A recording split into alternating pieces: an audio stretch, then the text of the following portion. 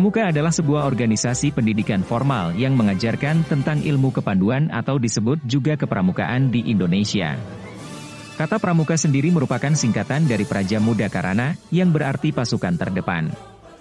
Tokoh yang mencetuskan istilah ini adalah Sri Sultan Hamengkubuwono IX.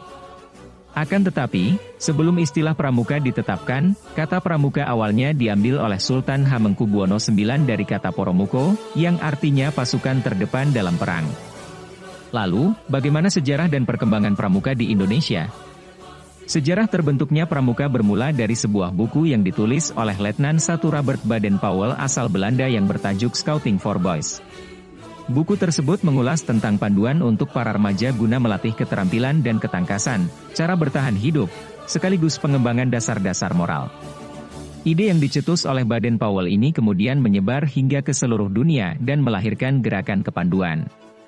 Pada 1912, Belanda mendirikan suatu organisasi yang bernama Nationale Padvinderij Organisatie, NPO, di Bandung, Jawa Barat. 4 tahun setelahnya, 1916, Mangkunegara VII membentuk suatu organisasi kepanduan pertamanya yang bernama Javaanse Padvinder Organisatie, JPO.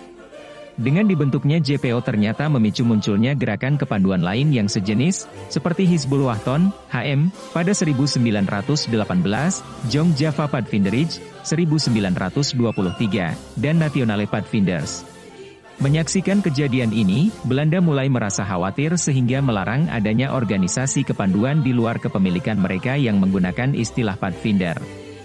Maka dari itu, KH Agus Salim secara resmi memperkenalkan istilah pandu atau kepanduan yang digunakan untuk organisasi kepramukaan milik Indonesia. Akhirnya, pada 23 Mei 1928, muncullah organisasi bernama Persaudaraan Antar Pandu Indonesia, PAPI.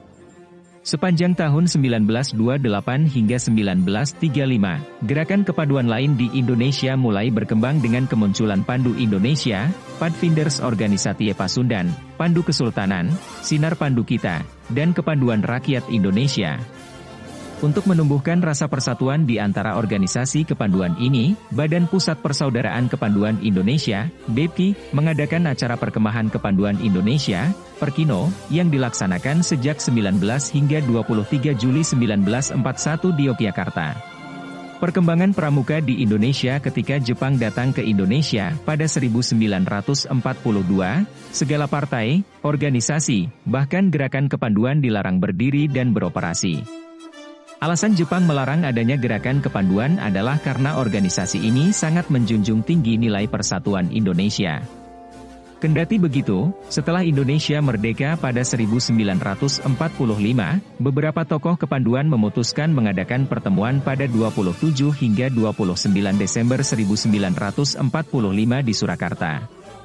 Hasilnya adalah lahirnya Pandu Rakyat Indonesia, PRI, tanggal 28 Desember 1945.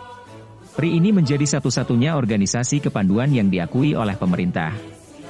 Namun, setelah Belanda kembali datang ke tanah air, PRI resmi dicabut dan dilarang berdiri pada 6 September 1951. Kejadian ini pun mendorong dibentuknya gerakan kepanduan lain, seperti Kepanduan Putra Indonesia, KPI, Pandu Putri Indonesia, PPI, serta Kepanduan Indonesia Muda, KIM.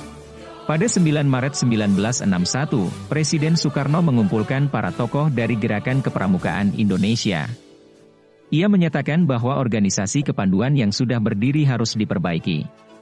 Lewat kesempatan ini Presiden Soekarno juga membentuk panitia pembentukan gerakan pramuka yang terdiri dari Sultan Hamengkubuwono IX, A. Aziz Saleh, dan A. Chadi. Hasilnya adalah dikeluarkannya Kepres No. 238 tahun 1961 tanggal 20 Mei 1961 tentang gerakan pramuka. Kemudian, melalui Kepres 238 1961, Gerakan Kepanduan Indonesia akhirnya dinyatakan sebagai Gerakan Praja Muda Karana.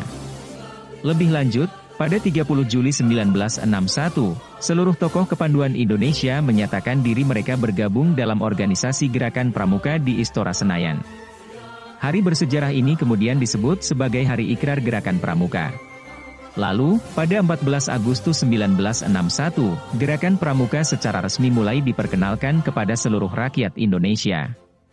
Tidak hanya di Jakarta, tetapi hampir di seluruh wilayah yang ada di Indonesia. Peristiwa penyebaran gerakan ini kemudian ditetapkan sebagai Hari Pramuka yang diperingati setiap tahunnya di Indonesia. Masih di tanggal yang sama, Presiden Soekarno melaksanakan Majelis Pimpinan Nasional, MAPINAS, yang diketuai sendiri oleh beliau. Melalui MAPINAS, Presiden Soekarno menyerahkan panji-panji pramuka kepada para tokoh pramuka. Sekian ya sobat untuk video kali ini, jangan lupa subscribe, like, komen dan share, agar sejarah Nusantara dapat diketahui oleh masyarakat luas. Support dari kalian sangat bermanfaat bagi kami, agar kami semangat untuk membuat lebih banyak konten-konten tentang sejarah Nusantara. Terima kasih. Sampai jumpa di video selanjutnya.